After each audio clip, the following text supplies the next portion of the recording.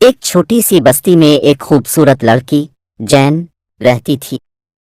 جب وہ بہت چھوٹی تھی تو اس کی ماں فوت ہو گئی اور اس کے باپ جو ایک نیک دل انسان تھا نے دوسری شادی کر لی، لیکن اس کی سوتیلی ماں بہت ظالم اور سنگ دل تھی۔ وہ ہمیشہ جین پر ظلم کرتی رہتی اور اس کے باپ سے کہتی کہ اسے جنگل میں چھوڑ آئے کیونکہ وہ اسے برداشت نہیں کر سکتی تھی۔ جین کا باپ اپنی بیٹی سے بہت محبت کرتا تھا اور اسے کبھی نقصان نہیں پہنچانا چاہتا تھا، لیکن سوتیلی ماں کی نفرت اور ظلم کے باعث گھر میں ہر روز لڑائی ہوتی تھی۔ ایک دن جین بہت دکھی ہوئی اور فیصلہ کیا کہ وہ اپنے گھر کو چھوڑ کر جنگل میں چلی جائے گی تاکہ گھر کی فضا خراب نہ ہو۔ اگلی صبح جین اپنے ساتھ تھوڑا سا کھانا اور پانی لے کر جنگل کی طرف چل پڑی۔ راستے میں اسے ایک بوڑھی عورت ملی جو بہت پیاسی نظر آ رہی تھی۔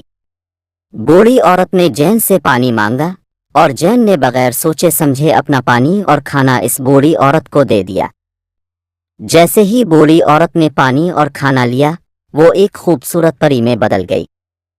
اس نے کہا، تمہاری نیکی اور محبت کے باعث میں تمہیں ایک تحفہ دیتی ہوں۔ اس نے جین کو سونے کا ایک خاص ٹکڑا دیا اور کہا، یہ سونا تمہارے علاوہ کوئی نہیں چھو سکتا، اور جب بھی تمہیں ضرورت ہو یہ سونا تمہیں مدد دے گا۔ جین نے شکریہ ادا کیا اور سونا لے کر اپنے گھر واپس آ گئی۔ جب اس نے اپنے باپ کو سونا دکھایا تو وہ حیران ہو گیا۔ اس کی سوتیلی ماں بھی وہاں آئی اور جلدی سے پوچھا کہ یہ سونا کہاں سے آیا۔ جین نے سچ بتایا کہ وہ جنگل میں ایک پری سے ملی تھی جس نے اسے یہ سونا دیا۔ سوتیلی ماں کا لالچ بڑھ گیا اور اس نے سوچا کہ اگر جین کو سونا مل سکتا ہے تو اس کی اپنی بیٹی کو بھی مل سکتا ہے۔ اس نے اگلے دن اپنی بیٹی، جس کا نام شیزا تھا، کو جنگل بھیج دیا اور کہا کہ وہاں جا کر سونا لائے۔ جب شیزا جنگل میں پہنچی تو وہی بوڑھی عورت اس کے سامنے آئی اور اس سے کھانا اور پانی مانگا، لیکن شیزا نے بدتمیزی سے انکار کر دیا اور بوڑھی عورت کو جھڑک دیا۔ اچانک وہ بوڑھی عورت ایک خوبصورت پری میں تبدیل ہو گئی۔ پری نے غصے سے کہا، تم بہت سخت دل ہو اور دوسروں کا خیال نہیں رکھتی۔ یہ سن کر شیزا پریشان ہو گئی، لیکن پری نے اپنے جادو سے شیزا کو پتھر کا بنا دیا اور اسے گھر واپس بھیج دیا۔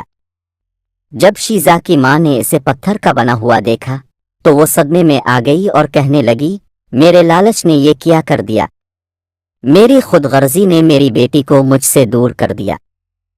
جب اس نے اپنی بیٹی کو چھونے کی کوشش کی تو وہ بھی پتھر کی بن گئی۔